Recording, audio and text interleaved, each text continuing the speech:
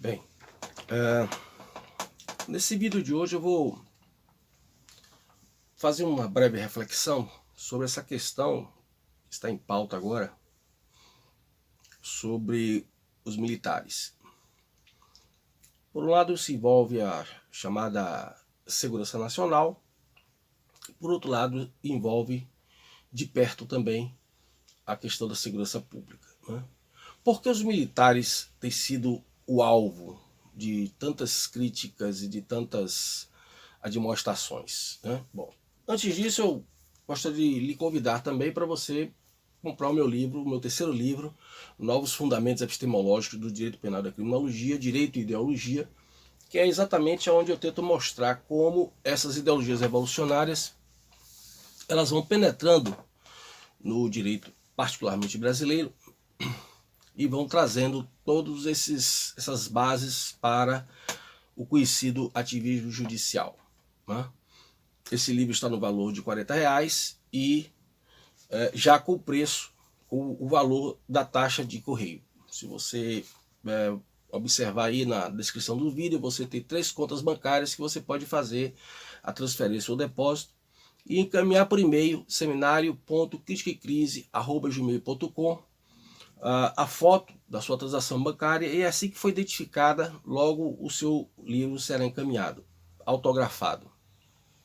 Visite também a livraria virtual no site do seminário, seminariocriticacrise.com, e lá você tem uma livraria também que você pode comprar livros também com valores já adicionados a taxa de correio. Você pode comprar livros para ajudar na manutenção do canal, tá bom? Muito bem. Para a gente começar a entender um pouco essa questão da que a gente pode chamar de uma crise do militarismo, é preciso a gente partir de um ponto específico, que foi exatamente o surgimento do chamado diálogo interamericano. Eu vou ser muito breve aqui nessa análise e, evidentemente, que tudo que eu estou falando aqui você vai poder pesquisar na internet e encontrar material farto sobre isso.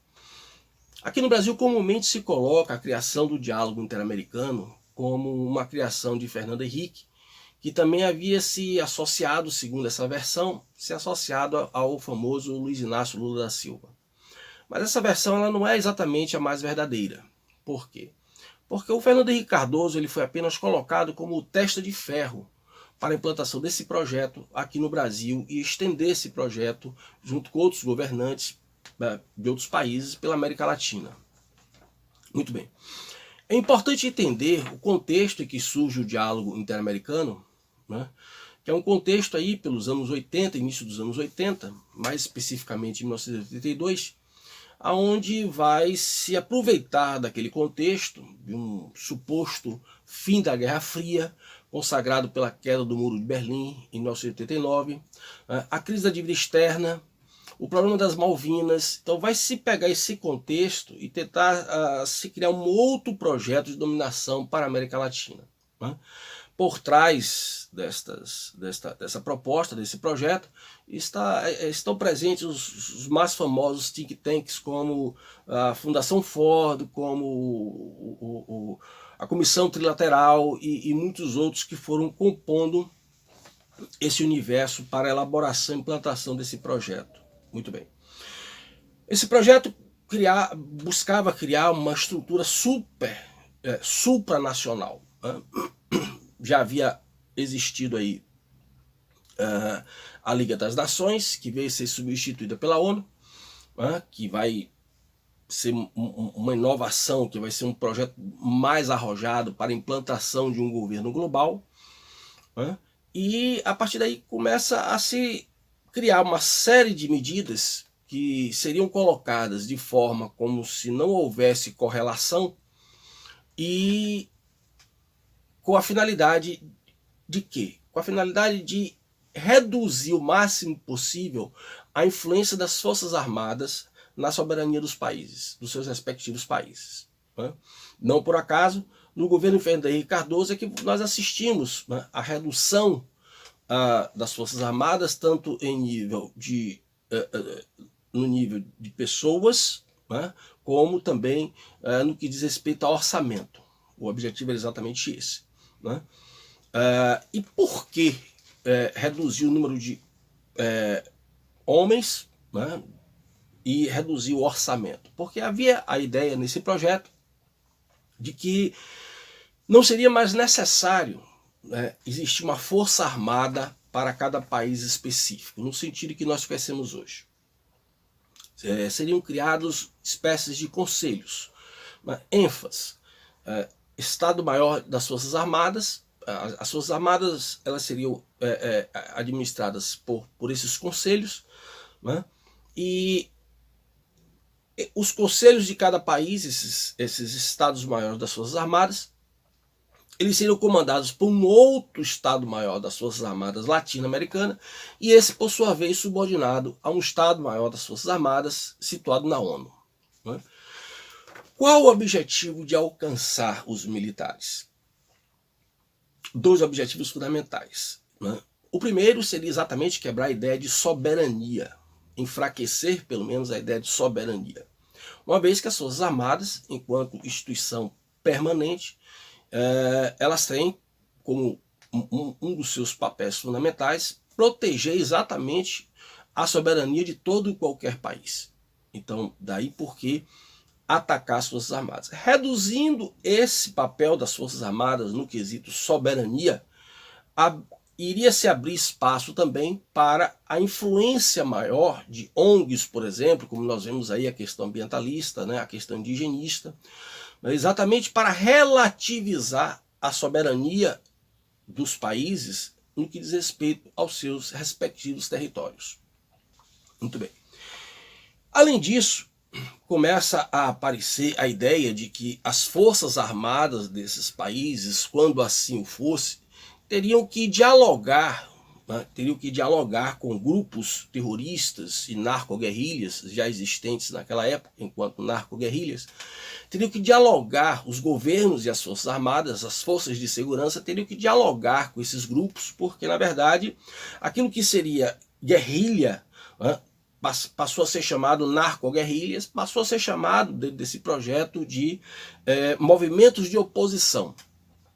E esse movimento de oposição, em conflito com os respectivos governos e forças armadas, forças de segurança, esses conflitos passaram a ser chamados como controvérsias. Então, para resolver essas controvérsias, né, por conta desse desacordo com esses movimentos de oposição, as Forças Armadas e os respectivos governos teriam que sentar para dialogar e chegar a um bom termo para que pudesse haver a tal da pacificação.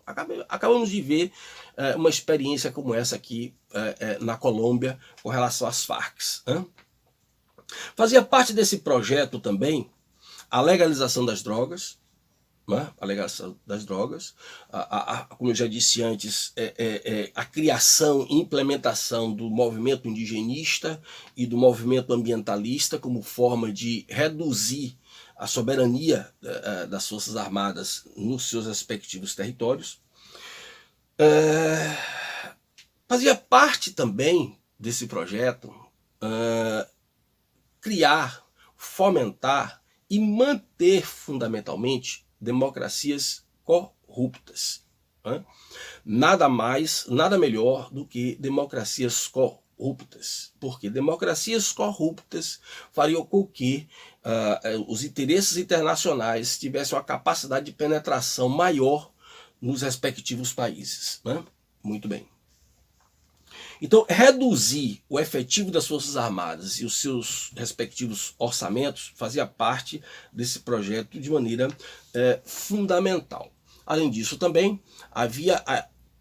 passou a existir a ideia de adaptar a teoria da bomba populacional, criada entre os anos 60 e 70, com a ideia de que o mundo tinha muita gente, que precisava reduzir essa população, que esse excesso populacional estava destruindo o meio ambiente.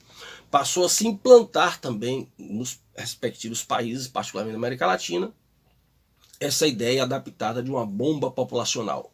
Daí porque também tantos investimentos da Fundação Ford, da Fundação Rockefeller, em políticas de saúde da mulher, que na verdade muitas vezes escondem políticas de aborto. Não é verdade?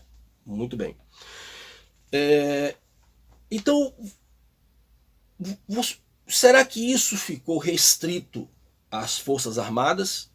Não. No caso brasileiro, em particular, isso vai se refletir também nas polícias militares dos respectivos estados, né? Com a bandeira de que as Forças Armadas e as polícias militares eram contumazes, violadoras de direitos humanos, começa a haver todo um trabalho de levantar esta bandeira de que as polícias, agora em particular, teriam que rever toda a sua forma de atuação, né? Evidentemente que ninguém está resistente ao aperfeiçoamento das instituições militares e particularmente das polícias militares. Não está se tratando disso aqui. O que eu estou salientando é uma outra coisa. É utilizar a bandeira dos tais direitos humanos para fazer com que as polícias não só se passassem por uma reestruturação na sua visão quanto à questão do policiamento, por exemplo, mas essas polícias passaram a ser literalmente acusadas de violadores de direitos humanos. Naquela época ainda não existia muito bem, né? Até bem pouco tempo não existia essa expressão fascista. Essa expressão fascista ela é um jargão mais recente, mas logo as polícias militares elas começam também a ser infiltradas, né, digamos assim, por prepostos seus que, participando de movimentos revolucionários, adocicadamente chamados de movimentos sociais, elas começam internamente também a serem acusadas por esses seus prepostos de serem racistas, de serem homofóbicas, de serem machistas, né, e de violarem os direitos humanos. Então, veja que as polícias militares em particular, elas não são simplesmente atacadas por fora, elas também passam a ser atacadas por dentro.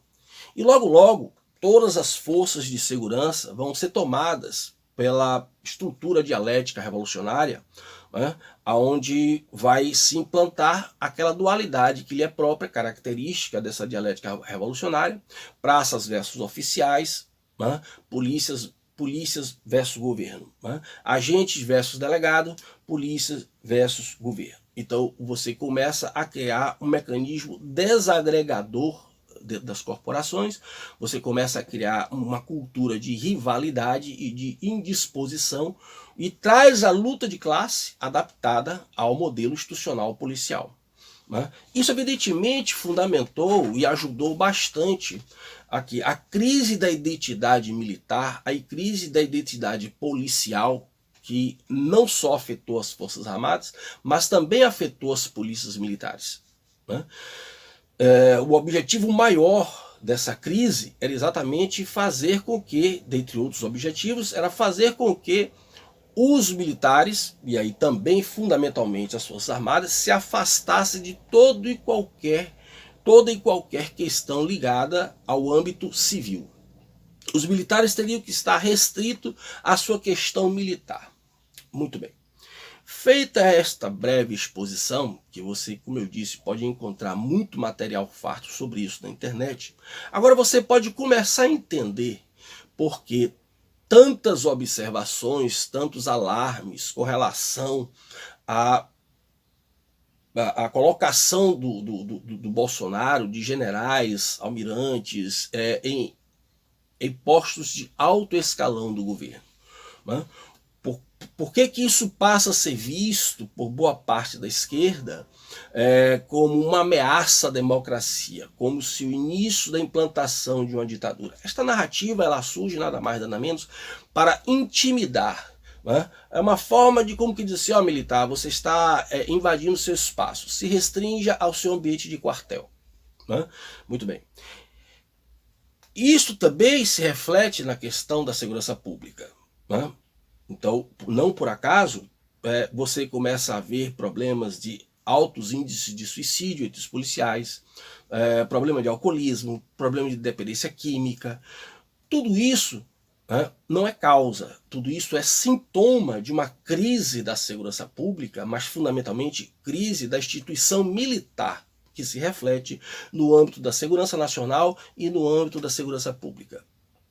Por isso que é importante que você esteja atento, né, principalmente aos discursos como o do senhor general Santos Cruz, que agora, recentemente, por esses dias, aparece com essa narrativa, né, de que ele teme que a associação de militares a um governo civil temporário, né, que isto venha digamos, a não pegar bem para a imagem da instituição militar. Ora, o senhor general Santos Cruz está nada mais, nada menos, e eu tenho certeza que conscientemente, como homem preparado que ele está nada mais, nada menos, voluntariamente reproduzindo o discurso dos think tanks do diálogo interamericano. Né?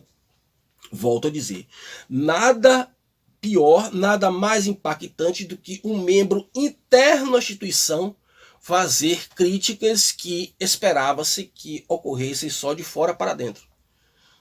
Então, se um general diz que não pega bem para o exército está se associando à imagem de governo civil, o impacto é muito maior. Se um policial militar diz que a própria polícia dele é racista, a própria polícia dele é machista e homofóbica e violadora de direitos humanos, o impacto é muito maior do que dito por quem quer que seja fora das instituições militares. Então, daí nós podemos entender um pouco mais essa crise de identidade, isto associado ao problema da remuneração, particularmente das polícias. Isto é um projeto. Isto é um projeto. Amedrontar o policial, intimidar o policial, fazer o policial perder a sua autoestima, perder o seu orgulho pela sua profissão de policial.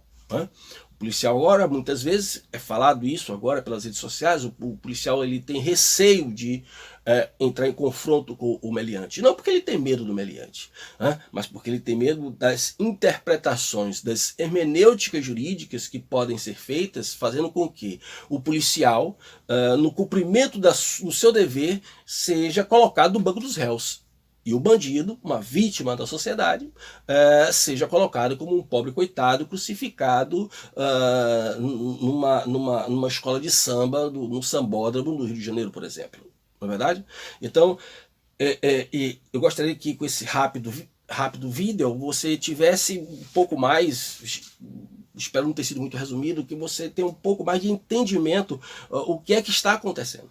Essa crise do militarismo, ela é muito abrangente, ela é muito perigosa e ela apresenta diversas variáveis, diversas variáveis que vão convergindo para desenvolver o quadro que nós temos hoje no Brasil. Essas constantes crises nas polícias, particularmente nas polícias militares nos estados do Brasil, ela não é por acaso. Isso não quer dizer que quem está no comando dela tenha consciência disso. Mas há uma política nacional de desmerecimento ao militar. Por quê? Porque o militar é o último baluarte para a defesa da pátria. E você não pode instalar uma nova ordem mundial, você não pode instalar um governo mundial com uma instituição como a instituição militar que preza pelo patriotismo e por isso pelo nacionalismo. Então é preciso enfraquecer essas instituições o mais possível, no sentido moral, no sentido orçamentário, no sentido de resistência em pagar aos policiais uma remuneração digna que eles merecem. Então é preciso trabalhar com todas essas variáveis para que a instituição militar possa se enfraquecer e com isso ocorra pouco a pouco o domínio dessas forças estrangeiras, é claro que tendo como representantes dos seus interesses muitos e muitos brasileiros que sem nenhum conhecimento do que estão fazendo, apenas porque entenderam que era bom, desmerecendo essas instituições e esses profissionais, no sentido de fazer, concretizar este projeto que foi pensado há algumas décadas e que vem ganhando espaço dentro do Brasil há muito tempo. Eu espero que esse vídeo seja esclarecedor para você. Pesquise sobre esse assunto e você vai encontrar muitas novidades, até detalhes até mais assustadores do que o que eu acabei de descrever aqui em rápida síntese. Muito obrigado pela sua atenção e até o próximo vídeo.